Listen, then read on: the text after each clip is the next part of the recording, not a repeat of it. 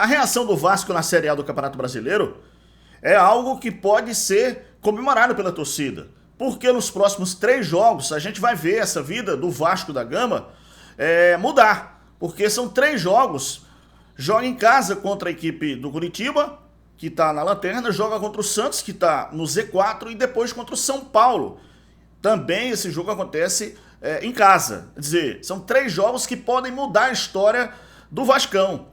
Bom, os matemáticos já dão essa arrancada no Vasco de 2 jogos, o empate contra o Bahia lá na Fonte Nova e essa vitória diante da equipe do Fluminense, como algo que pode ser considerado em termos de probabilidade. A gente vai falar aqui os números dos próximos jogos da equipe do Vascão da Colina e vamos falar aqui o que é que se projeta para o Vasco na Série A. Porque as mudanças, a chegada de alguns jogadores, principalmente do Paê, né, que é um jogador que está entrando no segundo tempo, mais o Gabriel Peck jogando, enfim, o time sendo muito agudo, eu acho que a equipe do Vasco tem tudo para sair da zona de rebaixamento e escapar da degola da Série A de 2023.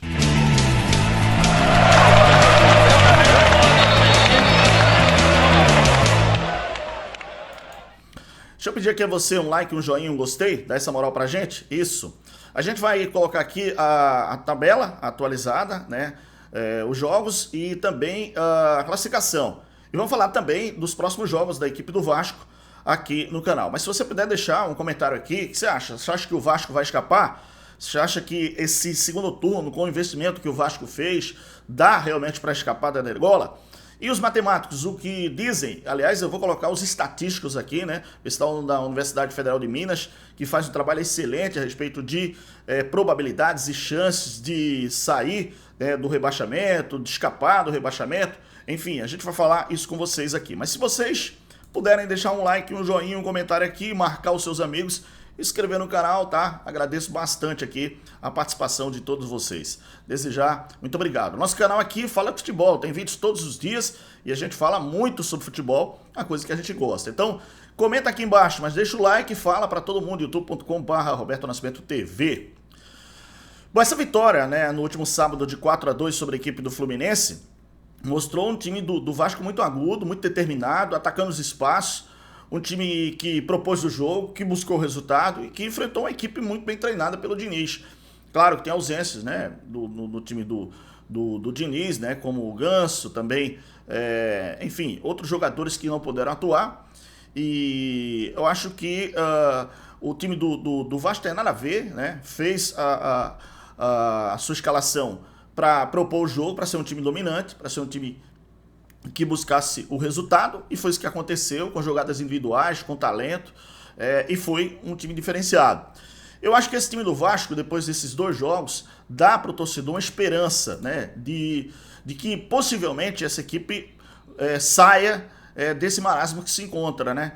A gente vê, por exemplo, o time do Vasco com um meio-campo bastante criativo, né, e com jogadores que fazem a diferença. E também, principalmente, essa questão das mudanças, né, do técnico Ramon Dias. Fez mudanças essenciais, por exemplo, o Peck entrou e acabou fazendo 2 gols, o Gabriel Peck, né, que é um jogador diferenciado. O Paê também entrou no segundo tempo, também fez diferença na equipe. E o time do Vasco, eu acho que tem uma estrutura boa, dá para conseguir esses resultados. O empate fora de casa contra o Bahia, né, que está ali também perto da zona de rebaixamento, foi importante para o time do Vasco. E depois você vem para casa e joga contra a equipe do Fluminense, que teoricamente é uma equipe muito melhor, tá brigando lá por Libertadores. Então, aí você ganha o jogo, isso dá uma confiança, dá uma moral pro time, é impressionante. Então, isso tudo a gente vê nesse time do Vasco, que vai ter os 3 próximos jogos dentro de uma realidade. Se você considerar, por exemplo, o jogo contra o São Paulo, não. O jogo contra o São Paulo é jogo difícil, mas é em casa. E dá para o Vasco ser um time que pode propor o jogo.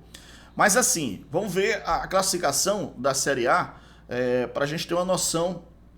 E o fechamento da 23ª rodada, seria bom a gente dar uma olhada aqui nos clubes que estão brigando diretamente com a equipe do Vasco. Vamos dar uma olhada aqui na Série A, ó. A gente tem equipes que estão brigando, por exemplo, o Santos acabou perdendo em casa para a equipe do Cruzeiro por 3-0. Foi um bom resultado para a equipe do Vasco, né? Aí você tem aqui o Curitiba, perdeu em casa para a equipe do Bahia por 4-2. Também está na zona de rebaixamento, na lanterna da competição.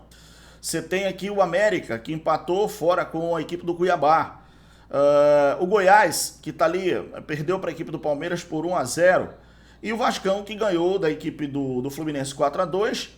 E, bom, só para fechar a rodada, teve o Atlético Mineiro vencendo a equipe do Botafogo por 1-0. Mas, ó, a classificação que interessa mesmo na parte de baixo aqui, a gente pode considerar o seguinte, que as equipes que brigam por rebaixamento, nessa 23ª rodada, a partir dessa 23ª rodada, a gente tem aqui, por exemplo, né, o Corinthians com 26 pontos, o Bahia com 25 pontos e o Goiás com 25 pontos.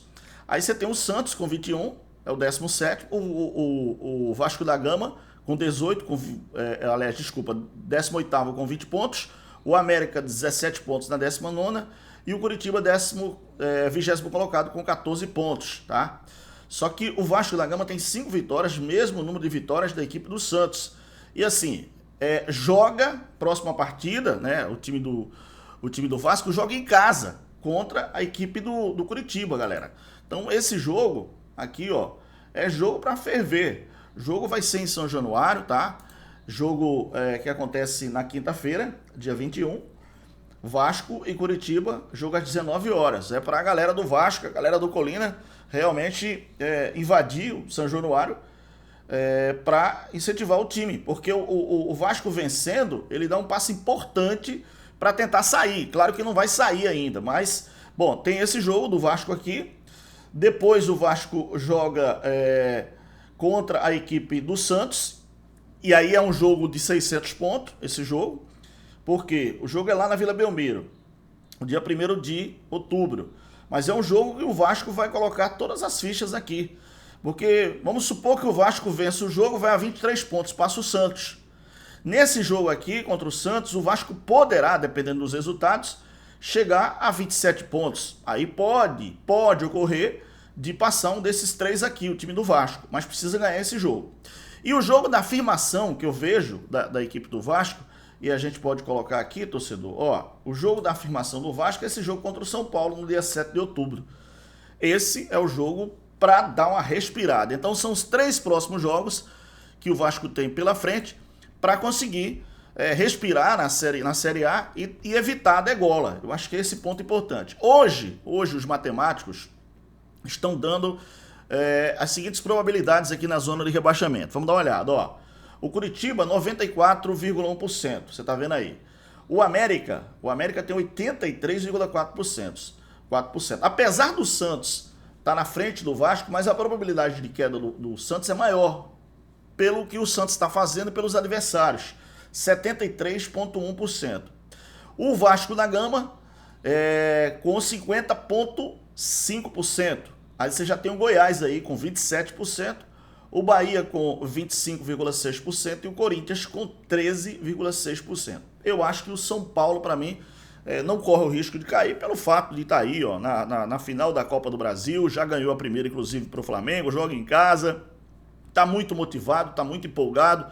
Eu acho que o São Paulo não entra nessa briga, mas, para mim, até o time do Corinthians entra. Então, Corinthians, Bahia, Goiás, Vasco da Gama, Santos, América e Curitiba são as equipes, no meu modo de ver, que estão ameaçadas pelo rebaixamento. E por que eu estou falando aqui do Vasco da Gama? O torcedor pode perguntar, mas Roberto, o que você está falando do Vasco? É que o time do Vasco subiu, né, o ano passado, e obviamente com o acesso do Vasco, né, a gente criou uma comunidade muito forte dentro do Vascão da Colina. E por isso que eu estou falando especificamente, a gente tem um público muito bom com relação à questão do Vasco. E eu não fiz nenhuma análise sobre a campanha do Vasco até então, porque eu sentia que o Vasco precisava melhorar, o Vasco precisava investir, precisava contratar. E nessa janela de transferência, o Vasco investiu, trouxe jogadores, deu qualidade ao time. O time está mais encorpado, o time está mais conjunto, né, jogando junto.